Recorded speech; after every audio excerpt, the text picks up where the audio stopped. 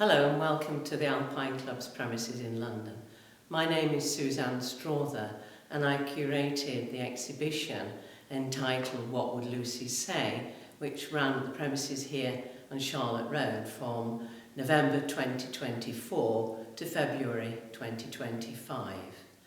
The exhibition marks two anniversaries. It's 50 years since the Alpine Club voted to admit women, and it's 50 years since the merger of the Ladies Alpine Club with the Alpine Club. The Lucy in the title of What Would Lucy Say is, if you've got the answer correct, well done you, is Lucy Walker. And here we have a picture of Lucy with the rest of her family. So despite having climbed numerous peaks in the Alps, she did not qualify to join the Alpine Club because she was a woman. I could equally have used other women who were active in the second half of the 19th century. Mrs. Warwick Cole, Mrs. Henry Freshfield, the sisters Anna and Ellen Pigeon, all were very active in the second half of the 19th century.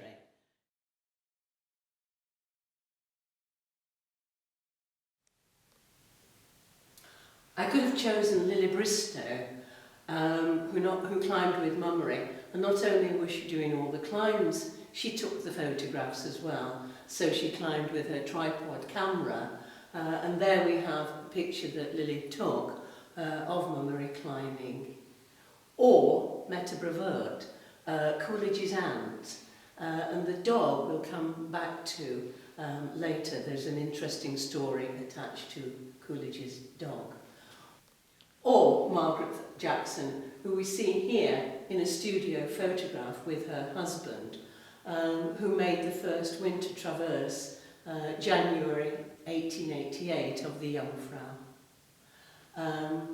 She was invited by the Alpine Club to record this traverse in the Alpine Club Journal, and that was the first time a woman was invited to publish an article under her own name in the Alpine Club Journal.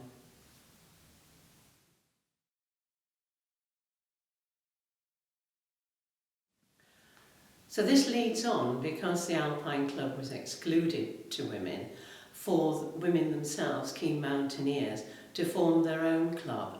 So the Ladies Alpine Club was founded in 1907. Its first president and founder was Elizabeth LeBlond, perhaps one of the most famous of this era's female climbers. She was the first president.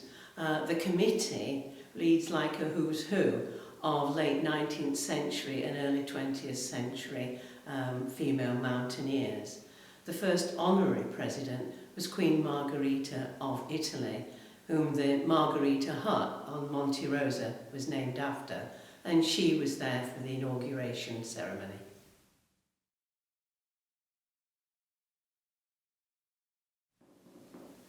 So, were all clubs the same? Were they mixed or were they men only? Here we have some of the badges of clubs that were Alpine clubs that were formed after the Alpine Club, which was formed in 1857. So we have the Swiss, the Austrian, the Italian, etc. But the mixed club of the French Alpine Club was particularly highlighted because it links with Margaret Jackson, who was a proud member of that club. She always signed herself as Margaret Jackson, CAF.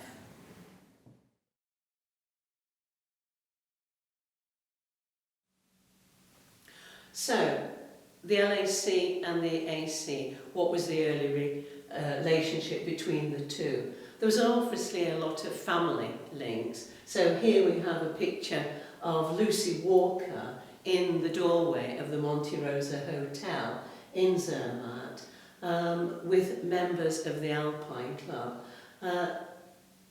The Alpine Club members include her father and her brother, but there was a lot of socialising as well as family links between the two clubs.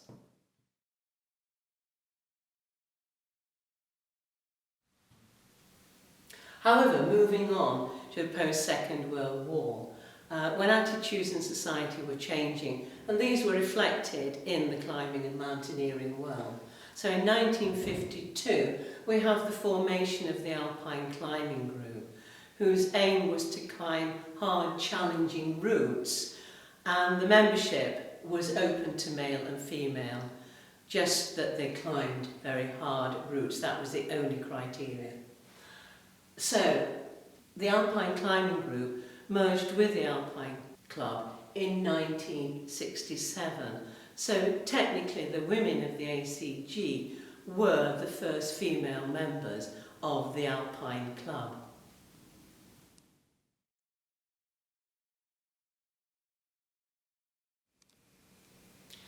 But wait a minute, there is the case of Shingle, Coolidge's dog, who'd made many ascents climbing with Coolidge and with Coolidge's aunt, Meta Brevoort. Alpine Club members thought it would be amusing to induct Shingle as an Alpine Club member. And it was only subsequently, when Shingle gave birth to a litter of puppies, that they realised unwittingly what they had done.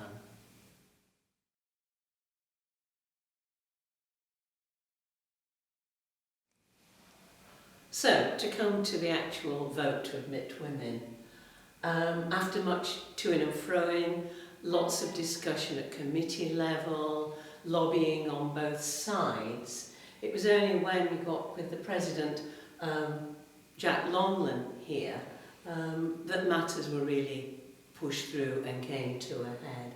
Particularly when John Hunt, at a special meeting of the Alpine Club, spoke so fluently and in favour of the admittance of women that the vote was taken.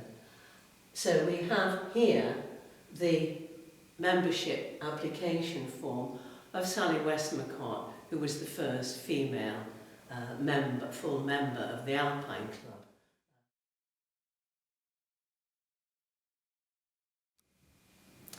So where does this leave the Ladies Alpine Club? The repercussions on their own future were seen very early on, and much discussion at committee level as well as amongst the general membership ensued. A questionnaire was sent out to all Ladies Alpine Club members to find their views on a possible merger with the Alpine Club. And the majority of members were in favour. Despite some high-profile resignations, the merger of the Ladies Alpine Club with the Alpine Club did go ahead, and this took place on the 31st of March 1975.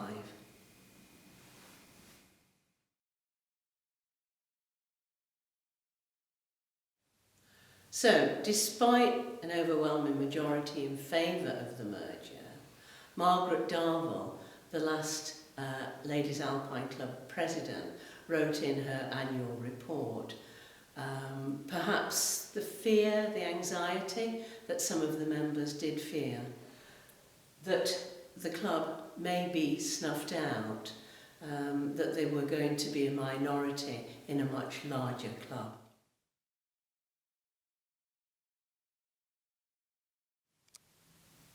So, women are still in the minority in the club, but have not been snuffed out, far from it. We have here, as part of the exhibition, a series of meets and expeditions that female members have been involved in, various symposia, various initiatives that the club has taken.